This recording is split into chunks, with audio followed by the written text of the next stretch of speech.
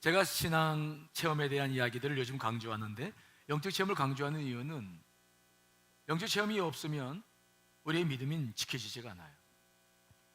조금 시련과 환란이 오면 금방 도망치고 싶죠. 그러나 영적 체험을 하게 되면 강한 믿음이, 아주 든든한 마음이 있어서 흔들리지 않아요. 그런데 그 영적 체험을 할 수 있는 여러 방법이 있지만 그 가운데 가장 빠르고 정확한 것이 있는데, 그것은 기도입니다. 뭐라고요? 기도하는 거예요. 기도를 통해서 영적 체험이 분명히 일어나거든요. 그래서 오늘 여러분 잘 알고 있는 겟세마네 동산의 기도를 말씀드리려고 그래요. 그런데 오늘은 이 내용 중에서 예수님의 그 기도를 여러분께 말씀드리지 않고, 오늘은 자고 있는 제자들의 이야기에 포인트를 맞춰서 여러분과 함께 대화를 좀 나누려고 합니다. 오늘 본문의 말씀 보니까 예수님께서 이제 십자가를 지시기 전날 밤에 마지막 유월절 만찬을 하시고 성찬식을 제정하시고 발을 씻겨주시고, 그러고 난 다음에 감람산, 예루살렘에 가까운 한 1km 정도밖에 떨어지지 않은 그 산으로 오셔서 그 12명의 제자 가운데 가룟 유다가 이제 유월절 만찬하면서 도망갔으니까 하려고 여러 명 남았는데, 그 중에서 8명은 그 감난산 그 근처에 이제 있게 하고, 그리고 그 감난산에 겟세마네라는 동산이 있는 것인데, 이제 그쪽으로 기도하러 3명의 제자를 데리고 올라가시는 것이요. 자, 한번 읽어볼까요? 마가복음 14장 32절 34절 읽습니다. 시작. 그들이 겟세마네라 하는 곳에 이르매 예수께서 제자들에게 이르시되 내가 기도할 동안에 너희는 여기 앉아 있으라 하시고, 베드로와 야고보와 요한을 데리고 가실새 심히 놀라시며 슬퍼하사 말씀하시되 내 마음이 심히 고민하여 죽게 되었으니 너희는 여기 머물러 깨어 있으라 하시고. 아멘. 그래서 예수님은 베드로와 야고보, 요한 12명 제자 가운데서도 핵심적인 제자 3사람을 데리고 겟세마네 동산으로 기도하러 올라가시는 거죠. 그때 예수님의 마음은 심히 놀라고 슬퍼했다. 예수님인데 왜 심히 놀라고 슬퍼했을까? 이것은 예수님이 하나님으로 이 땅에 오셨지만 그분은 분명히 인간이셨어요. 신성도 있었지만 그분에게 정확하게 인성도 있었어요. 그래서 우리와 동일했어야 해야 우리의 제물이 되시잖아요. 그물은 동일하게 우리처럼 괴로워하고 슬퍼할 수밖에 없었어요. 그래서 너무 가슴이 아프고 하니까 심히 고민해 죽게 되었다라고 말하면서 제자들 3사람을 데리고 같이 기도하러 가자, 그리고 올라간 거죠. 올라가서는 예수님께서 이제 그 제자들 어느 시점에 놓고 여기서 기도해라, 그리고는 그들보다 조금 더 나아가서 이제 기도하시는 모습을 우리가 봅니다.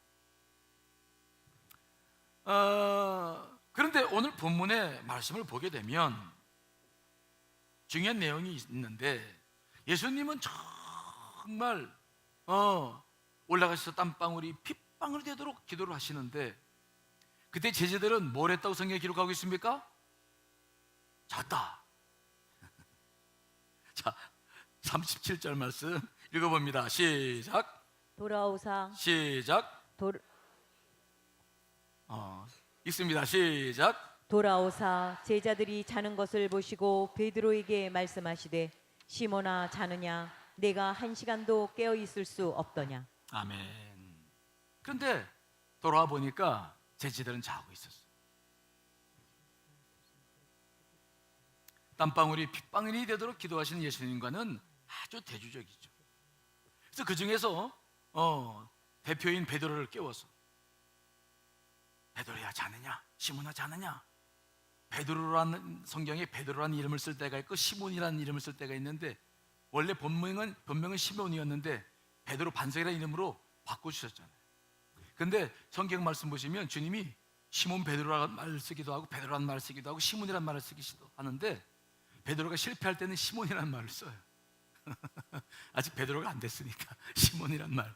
오늘도 시몬아 자느냐. 근데 이것은 물론 주님께서 베드로를 깨우실 의도가 있었지만 억지로 깨우시는 거 아니에요. 만약 억지로 깨웠다고 한다면 시몬아 자느냐? 네가 1시간도 깨어 있을 수 없더냐? 이렇게 말씀하지 않고 어떻게 했겠습니까? 땀을 막 꼬집든지 아니면 막 바로 쳐가지고 야 임마 난 죽게 생겼는데 넌 자냐 임마? 그 일어나라고 뭐 했겠죠. 근데 오늘 본문 말씀은 그런 건 아니고 세 사람이 있는데 그 중에서 베드로한테만 야 베드로야 자냐? 자 1시간도 깨어 있을 수 없단 말이냐? 그래도 그냥 베드로는 그러니까 다시 또 올라가시는 거죠. 그렇게 두 번 와서 또 보니까 또 자. 다시 또 올라가셔서 세 번째 내려오셔서 또 자니까 그래 자라 이놈들아. 자 40절로 42절 말씀 있습니다. 시작. 다시 오사 보신즉 그들이 자니 이는 그들의 눈이 심히 피곤함이라. 그들이 예수께 무엇으로 대답할 줄을 알지 못하더라. 세 번째 오사 그들에게 이르시되 이제는 자고 쉬라 그만 되었다. 때가 왔도다. 보라 인자가 죄인의 손에 팔리느니라. 일어나라 함께 가자. 보라 나를 파는 자가 가까이 왔느니라. 두 번째 와서도 자니까 또 올라가서 기도하시다가 세 번째 또 와서 보니까 또 자요. 근데 이미 예수님이 기도를 다 끝내셨거든요. 그러니까 그래 자라. 아유 자 더 자. 그리고 조금 기다리셨다가 때가 되시니까 자 이제 일어나자 가자. 나를 팔 자가 다가왔느니라. 가룟 유다가 데리고 오는 성전 수비대가 이제 곧 닥칠 것을 아신 예수님께서 자 일어나라 가자. 자 가자. 그리고는 이제 데리고 나시는 이야기가 오늘 기록되고 있어요. 자 여기서부터 이제 우리가 좀 깊은 생각을 해야 될 때가 있어요. 자 먼저 한번 생각해 봅시다. 자 오늘 이 세 명의 제자가 지금 자는 모습을 성경에 기록하고 있는데 한번 의문을 가져보자고요. 이 세 사람은 잠을 잔 겁니까? 아니면 기도를 한 것입니까? 다시요. 세 명의 제자가 예수님과 함께 기도하러 올라갔는데 성경에는 자는 것만 기록하고 있어. 그렇죠? 그러니까 성경을 보면은 잤습니다라고 분명히 이야기할 수밖에 없어요. 근데 한번 생각해 보시자고. 야고보와 베드로와 요한이 예수님과 함께 기도하러 올라가서 처음부터 그냥 자려고 마음 먹고 난 잡니다 하고 잤을까요? 아니면 처음에는 기도하려고 애를 쓰다가 어떻게 보니까 잠을 잤을까요? 그렇죠. 그러니까 내가 죽게 됐다 기도하자. 그리고 올라갔으니까 처음부터 난 잡니다 예수님 기도하시면 이게 아니라 같이 갔을 때는 처음에는 뭘 하려고 하는 겁니까? 기도를 하려고 애를 썼을 거야. 알겠습니다 주님 기도하려고 싹 다 했는데 그냥 자기도 모르게 이게 된 거예요. 그러니까 묻는 거예요. 이 사람들이 잔 겁니까? 아니면 기도를 한 겁니까? 복잡해지나요? 예를 들어 보면 쉽죠. 여러분들이 오늘 예배를 드리러 왔어요. 그렇죠? 분명히 예배를 드리러 온 줄 믿습니다. 그렇죠? 근데 예배를 드리다 보니까 졸려. 그래서 졸다가 자다가 그랬어. 그러면 여러분들이 예배를 드리는 겁니까? 아니면 잔 겁니까? 예? 일부 때는 교우들이 예배 드리는 겁니다 그러는 거야. 일부 때 조는 분들이 좀 많거든요. 이거보다 피곤하니까. 근데 예배를 하는 겁니다. 맞죠? 예배를 하러 왔고 예배를 드리고 있는 중인데 좀 잔 거예요. 좀 좋은 거지. 아니 그거 가지고 예배를 안 드리고 졸았다고 말할 수는 없는 거 아닙니까? 그렇게 말하는 것은 옳지 않아요. 예배를 잘 드리려고 했어요. 그런데 존 거죠. 만약 그런 관점으로 오늘 이 제자들 세 명을 보면 이 사람들이 잔 건 분명해. 결과적으로 잤다고 그랬으니까. 하지만 정말 이들에게 잠만 잤다고 말을 할 수 있는 겁니까? 아니에요. 그들의 가슴 깊은 곳에도 기도하고 싶은 마음이 있었어요. 이것을 기도 이전의 기도다 그렇게 부르죠. 기도의 의도.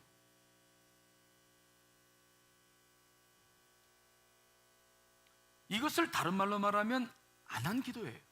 기도를 하고 싶었는데 기도거리가 있었는데 이게 안 한 거야. 하지만 그의 가슴 속은 기도하고 싶은 마음이 분명했거든요.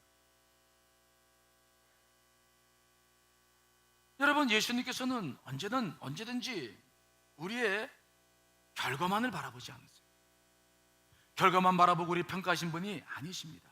그분은 결과보다도 우리의 의중, 마음을 살피시잖아요.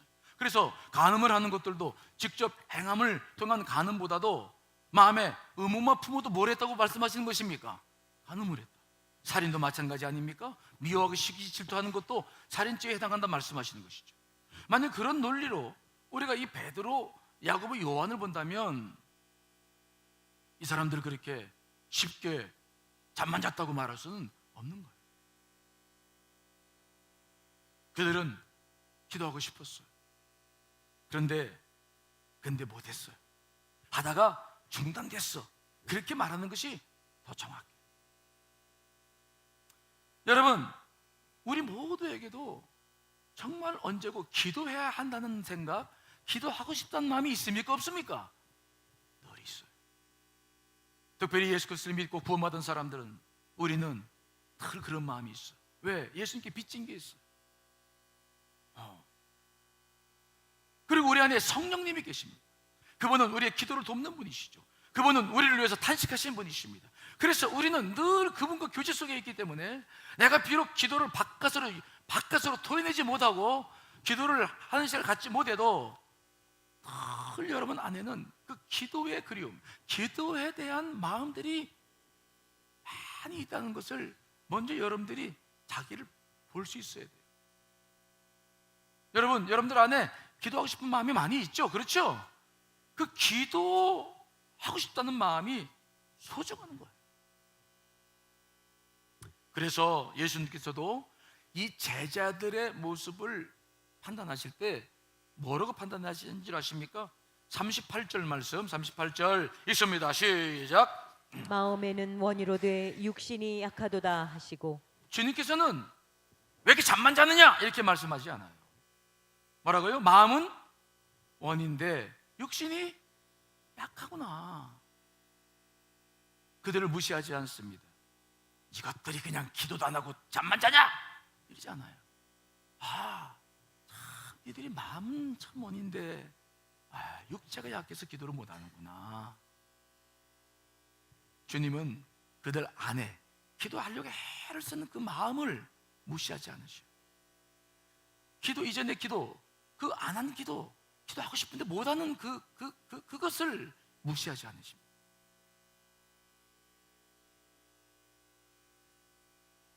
이것은 굉장히 중요한 관점이에요. 중요한 관점. 저는 기도라고 하는 정의를 내릴 때 하나님의 대화다라는 일반적인 기도의 정의를 내리기도 하고 같이 우리가 그런 것에 대해서 기도 레슨도 같이 했습니다만은 사실 그보다 더 좋은 정의를 저는 더 좋아하는데, 기도란 뭐냐?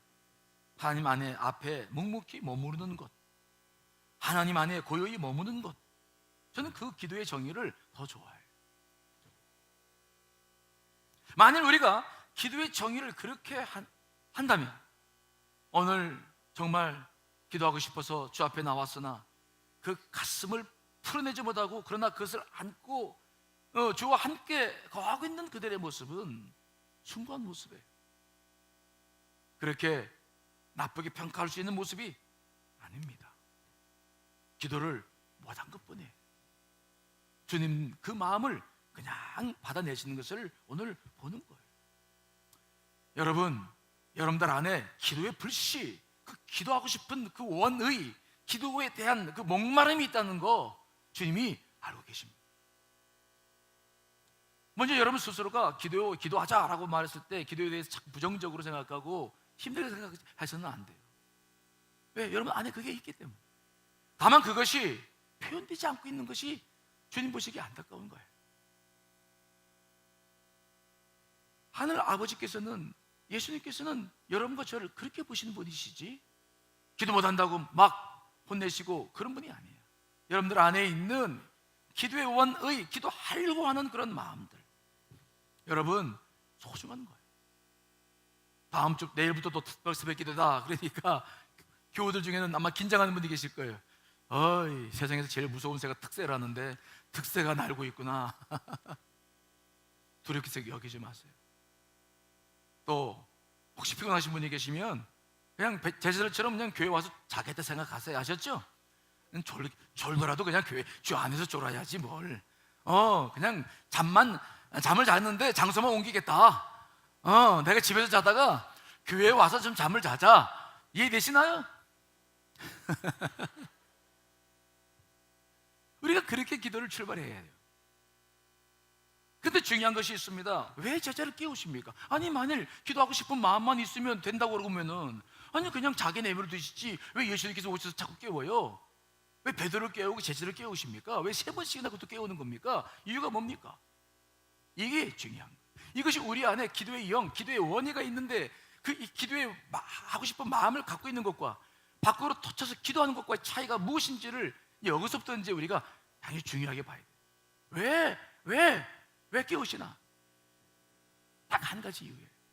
한 가지. 자, 38절 말씀 읽습니다. 시작. 시험에 들지 않게 깨어 있어 기도하라. 마음에는 원이로 돼 육신이 약하도다 하시고. 아멘. 예수님께서 기도하실 때에는 정말 땀방울이 핏방울이 되도록 사력을 다한 기도를 하셨어요. 사실 이렇게 주변 사람들이 신경 쓸 만한 여력이 없었을지 몰라요. 정말 기도에 매진하신 그 시간이었어요. 그런데 주님은 기도를 중단하시고 제자들에게 또 가무는 거예요. 자냐? 야야야 일어나 봐라. 자냐? 그리고 또 기도하시다가 또 왜 이렇게 하시냐? 딱 한 가지 이유예요. 뭐라고요? 시험에 들지 않기 위해서. 우리가 기도를 쏟아내지 못하면 시험에서 이길 수 없기 때문에, 그 시험을 감당할 수 없기 때문에, 그거 한 가지 때문에 그런 거예요. 뭐 기도를 하니 잘하니 못하니 이걸 평가하는 것이 아니라 기도를 못하면 내게 닥쳐오는 시험을 내가 이길 수가 없는 겁니다. 그렇죠? 지금 시험이 밀려와요. 예수 그리스도 잡으려고 유다가 지금 대제사장들의 종들과 성령 수비대를 이끌고 지금 몰려오고 있어요. 지금 이 시험은 예수님께 대한 시험만이 아닙니다. 이 제자들의 시험인 것입니다. 예수님이 결단했습니다. 어떤 시험은 예수님은 걱정 없어. 근데 문제는 뭡니까? 제자들이에요. 예수님은 기도하시다가도 그것 때문에 걱정되시는 거예요. 이것들이 시험을 이겨야 될 텐데 이거 큰일 났네. 왜 베드로를 자꾸 깨웁니까? 베드로에게는 특별히 사탄이 그때부터 베드로에게 아주 그냥 눈을 두고 있었어요. 자, 누가복음 22장 31절 33절 읽어보겠습니다. 시작. 시몬아 시몬아 보라, 사탄이 너희를 밀가부르듯 하려고 요구하였으나 그러나 내가 너를 위하여 내 믿음이 떨어지지 않기를 기도하였노니 너는 돌이킨 후에 내 형제를 굳게 하라. 그가 말하되 주여 내가 주와 함께 옥에도 죽는 데에도 가기를 각오하였나이다. 아멘. 주님은 벌써 게세마네 동산에 이르기 전에 베드로에게 사탄이 임하는 것을 보았어요. 사탄이 베드로를 밀가루붓이 까부른다. 이게 뭡니까? 들었다 놨다 하는 거예요. 베드로의 마음이 들뜨고 있는 것을 아는 것입니다.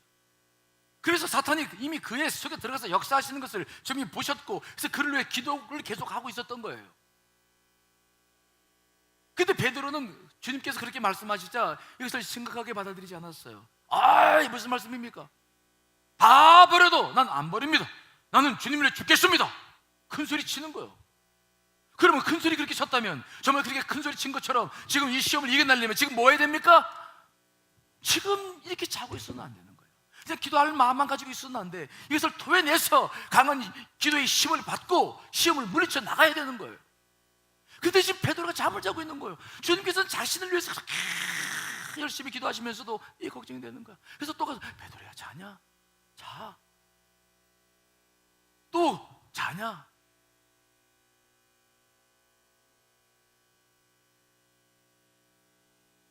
여러분 잘 보십시오.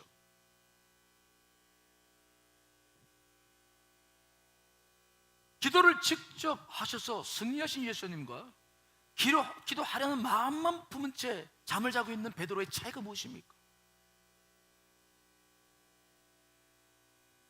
예수님은 십자가를 넉넉히 지시고 승리하셨어요. 그분은 이미 자기의 내면 안에서 모든 승부 결정됐어요. 여러분 중요한 것은 언제든지 우리가 살아가는 이 세상은 승부는 밖에 있지 않아요. 여러분, 내면에 있다는 것을 잊지 않으시길 간절히 축원합니다. 내면에서 기도로 끝내면 이길 수 있습니다. 믿습니까? 기도로 끝내면 이길 수 있어. 어떤 것도 이길 수 있어. 그러나 내면에서 내가 기도할 수 없어서 지면 지는 거예요. 우리가 살고 있는 삶의 승리는 외부에 있지 않아요. 여러분 안에 있어요. 여러분 안에서 승리하면 이기는 것입니다. 그러나 승리하지 못하면 지는 거예요. 예수님은 승리하셨기 때문에 십자가에 승리하신 줄 분명히 믿습니다. 하지만 이들은 기도하다가 그냥 하고 싶은 마음은 있었으나 그것을 풀어내지 못하고 승리하지 못했기 때문에 이제부터 자기들에게 다가오는 시련 하나하나를 견뎌내지 못하는 거예요. 베드로는 주님의 말씀처럼 지난주 살펴본 것처럼 닭이 2번 울기 전에 3번씩이나 부인하고 저주하고 통곡하고, 주님은 그러한 고통 없이 여러분들이 기도로 승리하시기를 원하시는 줄 믿습니다. 우리가 기도 승리하면 그런 고통 맛볼 필요 없어. 물론 우리가 실패한다 그래도 예수님께서 우리를 냉대하지 않으십니다. 베드로를 보십시오. 예수님께서 끝까지 따라가셔서 그를 회복시켜 나가십니다. 하지만 중요한 것이 있습니다. 기도로 승리하지 못하면 그 예수님을 저주하고 부인하고 통곡하고 그 아픈 과정을 내가 겪어내야 된다는 거예요. 그 과정, 그것까지 주님께서 면해 주시지 않는다는 거예요. 하지만 기도 승리하면 그런 고통을 우리가 겪을 이유가 없는 것입니다. 어떤 시험이 와도 우리는 승리할 수 있는 거예요. 신앙생활은 큰 소리로 되는 게 아니에요. 우리의 의욕만 가지고 되는 거 아니에요. 구원장담으로 되는 것이 아니에요. 자, 그런데 오늘 우리가 한 가지 더 깊이 살펴봐야 될 것은 뭐냐면, 오늘 주님께서 말씀하신 것을 보면은 이 제자들이 왜 그러면 기도를 실패했는지 그 원인을 알 수 있어요. 자, 우리 주님께서는 게스베 동에서 기도로 승리했는데 왜 제자들은 실패했을까요? 이유가 뭡니까? 주님께서 뭐라고 평가하시는 겁니까? 마음으로는 원인데 뭐가 약하다는 겁니까? 육체가 약하다. 육신이 약하다. 다른 말로 말하면 예수님은 마음과 육체가 하나가 됐어요. 영으로 기도하고 싶을 때 육체는 그 기도를 할 수 있도록 뒷받침했어. 육체가 영의 명령에 순종했어. 하나가 됐어. 그래서 기도로 나가는 것입니다. 그러나 이 제자들은 기도는 하고 싶었어. 영은 기도를 하고 싶었어. 근데 육이 기도하려니까 따라와지질 않아요. 그래서 기도가 실패하는 거예요. 우리가 왜 기도를 못합니까? 기도할 마음이 없어서가 아니라는 말씀입니다. 이해되시나요? 기도할 마음이 없어서가 아니라 육체가 따라주지 않는 거예요. 내 육체 때문에 문제가 생기는 거예요. 우리가 먹고 자고 즐길 때에는 우리 육체와 마음이 분리되지 않아요. 짝짝꿍 잘 돼서 잘 먹고 잘 살아요. 그런데 기도하려고 그러면, 주의 말씀대로 살려고 그러면 내 영은 반응해요. 그렇죠? 내 영은 반응해. 그런데 죄에 눌려서 죄의 쾌락과 죄의 맛을 보고 편한 것을 좋아하고 늘 그렇게 살아왔던 육체는 아직 여기 동의하지 않아. 육체는 계속해서 저항을 해요. 또 쉬고 싶은데, 나 피곤한데 왜 새벽 기도를 왜 하는 거냐 도대체가. 제가 전도사 시절에 시골 가서 목회하는데 새벽 기도를 하고 힘들더라고요. 그때 대학원 다니면서 했기 때문에 더 힘들었을지 몰라요. 근데 무서운 것은 새벽 기도를 안 나가면은 할머니 권사님이 계시는데 그분이 막 밤까지 찾아와. 그 밑에가 주책인데 부부가 옷을 벗고 자고 있는데 쫓아와가지고 문 열고, 전사님 주무세요? 아이고 기겁을 해가지고. 그래서 그때 그랬어요. 어떤 놈이 새벽 기도 만들었냐고 막 그랬는데 예수님이 만드셨더라고. 우리가 기도를 못하는 것은 마음의 문제가 아니에요. 여러분의 육체의 문제. 그래서 교우들을 보면 이상한 일이 벌어지는데, 큰 사건을 만났어. 어저께도 지난주에도 어떤 교우가 운전을 하다가 인사사고를 내가지고 막 주니 목사님 큰일 났으면 기도해 주세요. 근데 본인은 정작 기도를 안 해. 이상하지 않아요? 여러분들도 그런 걸 경험했을 거예요. 큰일이 벌어졌어. 교회에서 기도해야지. 그래서 교회까지 나왔어. 기도하려고 쭉 불었는데 기도가 아무것도 안 돼. 기도가 어떻게 될지도 모르고 기도하는 것도 싫고 그래가지고 그냥 비몽사몽간에 아니면 딴 생각하다가 돌아올 때가 많아. 왜 그런 겁니까? 왜 그렇다고요? 마음의 문제가 아니라 뭐가 문제입니까? 육체가 훈련이 안 돼. 육체가 훈련이 안 되는 거예요. 그래서 기도도 급하다고 되는 문제가 아니에요.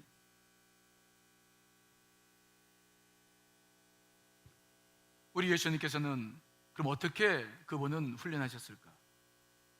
자, 그분이 오늘 이 겟세마네 동산에서 기도하시는 모습을 누가복음은 좀 다르게 기록하고 있는데 누가복음 22장 39절 읽어보겠습니다. 시작. 예수께서 나가사 습관을 따라 감람산에 가심에 제자들도 따라갔더니 겟세마네 동산에서 기도하러 올라가실 때 예수님 뭘 따라 올라갔다고요? 습관. 육체가 이미 길들여져 있어요. 기도하는 것에. 하지만 제자들은 되어 있지 않았어요. 마음과 육체가 예수님은 하나였어요. 기도해야 될 때는 육체가 따라왔어. 제자들은 아니에요. 마음은 원인데 육체는 아직 아닌 거예요. 훈련이 안 되어 있질 않아요. 기도하기 싫어서가 아니라 기도하고 싶은데도 그래서 안 되는 거예요. 우리가 신앙생활할 때 이 부분을 깊이 관심 가져야 돼요. 우리 육체가 기도로 훈련되지 않으면 기도하기 어려워요. 다급한 문제 앞에서도 기도 못해요. 우리 예수님은 그래서 공생에 사시는 모습을 보게 되면 예수님은 그렇게 바쁘고 분주함에도 늘 기도부터 시작하셨어요. 자, 여러분 마가복음 1장 35절이죠. 읽어봅니다. 시작. 새벽 아직도 밝기 전에 예수께서 일어나 나가 한적한 곳으로 가사 거기서 기도하시더니 이 새벽 아직도 밝기 전에 새벽 기도는 그러니까 주님께서 만드신 거예요. 근데 이 새벽 기도를 하실 때는 언제였느냐? 마가복음 쭉 보면은 회당에서 하루 종일 말씀을 가르칩니다. 귀신 들린 사람들, 병든 사람들 고쳐주십니다. 또 시몬 베드로의 집에 가셔서 장모의 병을 고쳐주십니다. 그랬더니 사람들이 소문 듣고 그 동네 모든 사람들이 다 몰려서 인사인을 이루어가지고 예수님 앞에 또 와서 있습니다. 예수님께서 그들을 위해서 말씀하시고 고쳐주시고 또 그들의 모든 것을 밤늦도록 하셨어요. 마가복음 1장 33절에 보니까 온 동네가 다 모였다고 말했어요. 그러면 그 다음날은 좀 쉴만도 하잖아요. 그런데 주님은 그 다음날 새벽 오히려 미명에 제일 먼저 새벽에 나와서 기도하시며 자기의 사역을 계속 해나가시는 거예요. 늦은 시간에도 새벽에도 주님은 그렇게 육체를 준비합니다. 따라합시다. 육체를 준비하라. 마음이라고 생각하시면 안 돼요. 기도는 마음 때문에 못하는 거 아니에요. 육체가 훈련이 안 되는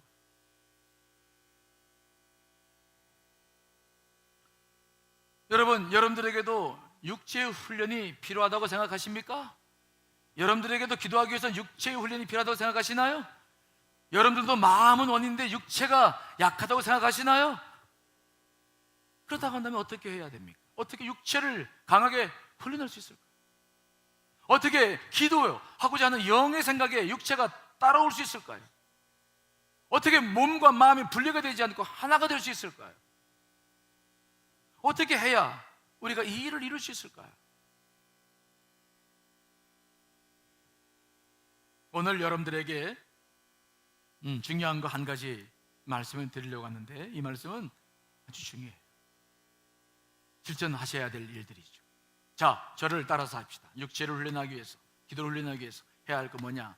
자, 따라서 합니다. 생활의 흐름을 끊어라. 생활의 흐름을 끊으라.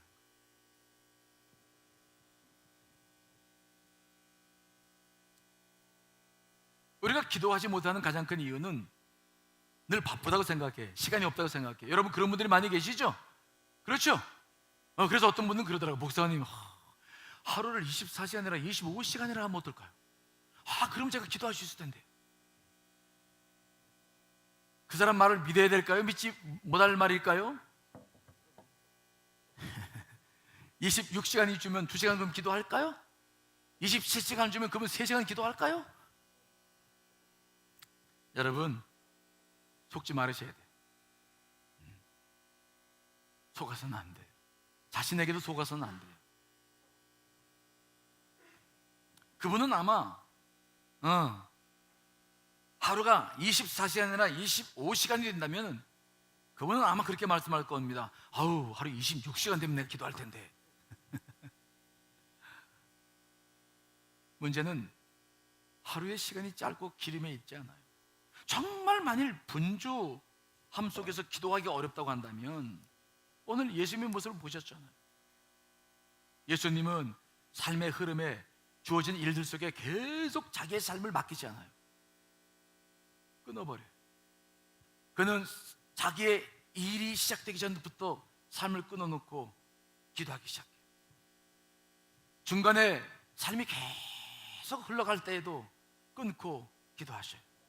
밤늦게도 삶이 계속 흘러가도 끊고 기도하셔요. 예수 그리스도의 특징은 뭐냐? 끊는 거예요. 삶의 흐름 속에서 모든 삶을 그냥 맡기다 보면 내 삶의 방향이 어떻게 될지 우리는 몰라요. 거기서 문제가 생기는 것입니다. 그래서 주님의 사역을 공생애를 통해서 보면 그분은 끊어내십니다. 오병이의 기적을 일으켜서 많은 사람들이 왕으로 삼으려고 할 때가도 딱 끊어버려요. 끊어버리고 혼자 기도하러 올라가십니다.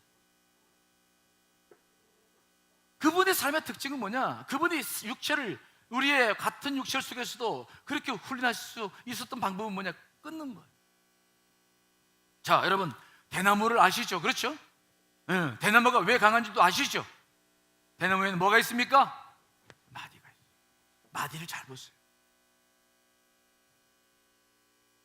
꾸미는 데 가면 대나무가 있잖아요.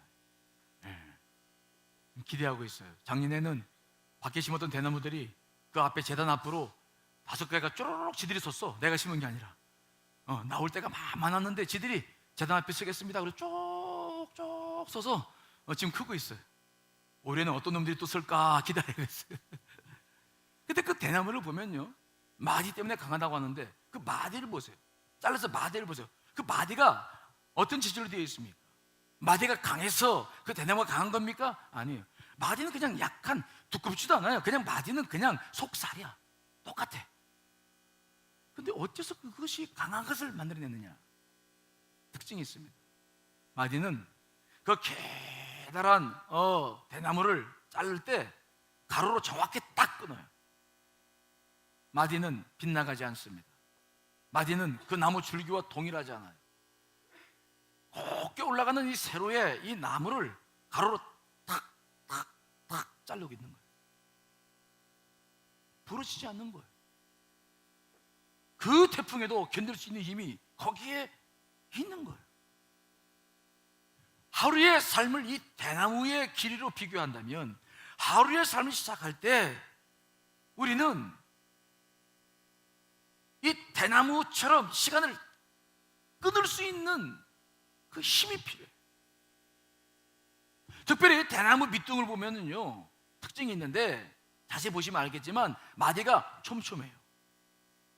그리고 가면 갈수록 간격이 균일해져요. 저도 목양을 하면서 여러 가지 분주한 삶을 살아가고 있지만 이 원리를 실천해요. 저는 이제 하루에 5번 정도 밥 먹는 식사 기도라든지 취침 기도는 거 빼고 이제 정식적으로 하는 기도를 5번 삼고 있는데, 첫째는 이제 새벽 기도죠. 새벽 기도 나와서 기도합니다. 하루 일과를 주 앞에 올려드리고 주님의 인도하심을 구하는 기도를 새벽에. 그리고 이제 9시가 되면은 교육자들과 강사님들 모여서 말씀 묵상 1시간 정도 우리가 아주 그 귀한 은혜의 시간을 나누죠. 우리 교육자들과 강사님들도 은혜가 늘 있어야 일 사역을 하는 것이죠.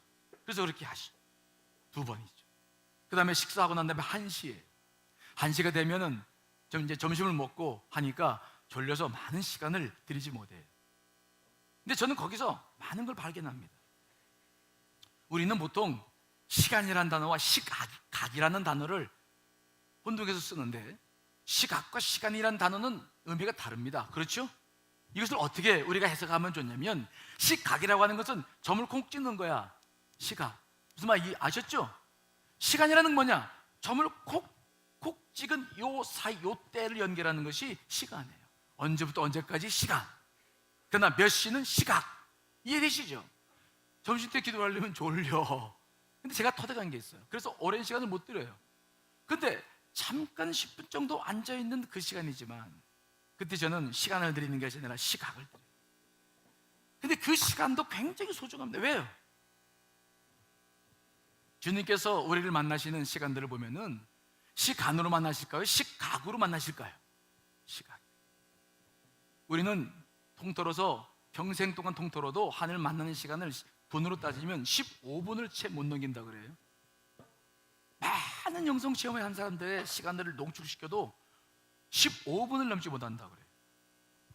그만큼 하나님은 찰나적으로, 시각적으로 아주 우리들에게 순간순간 성광처럼 역사하셔요. 근데 그것이 놀라운 역사죠. 그런데 그 점심 때 그 마음, 그 몸도 나른한 시간인데, 그때 그 짧은 시간인데 그때 많은 경험들을 하기 시작해요. 저는 그래서 거기서 그런 걸 배워요.